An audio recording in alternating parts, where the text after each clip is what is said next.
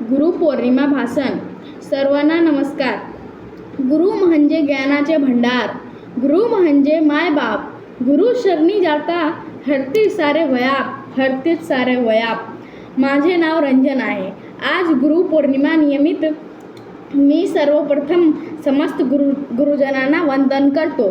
आपण दरवर्षी आषाढ शुद्ध पौर्णिमेला गुरुपौर्णिमा साजरी करतो. या पौर्णिमेला व्यास पौर्णिमा असेही म्हणतात, कारण या दिवशी गुरु महर्षी व्यास यांचा जन्म झाला होता.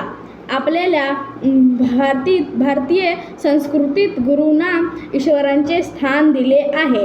आई वडिलांनंतर आपले पहिले गुरु शिक्षक असतात, जे भावी पिढीला उत्तम घडवण्याचे कार्य करतात. गुरूंना वयाचे, रूपाचे, जाती धर्माचे बंधन नसते.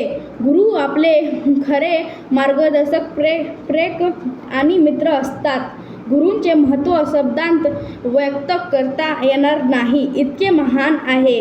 शेवटी मला म्हणावेसे वाटते की गुरूंनी दिला ज्ञानरूपी वसा, आम्ही चालू ही पुढे वर्षा. गुरूंनी दिला ज्ञानरूपी वसा, आम्ही चालू हा पुढे वर्षा. आम्ही चालू हा पुढे वर्षा. सर्वांना गुरुपौर्णिमेच्या हार्दिक शुभेच्छा. जय हिंद, जय महाराष्ट्र.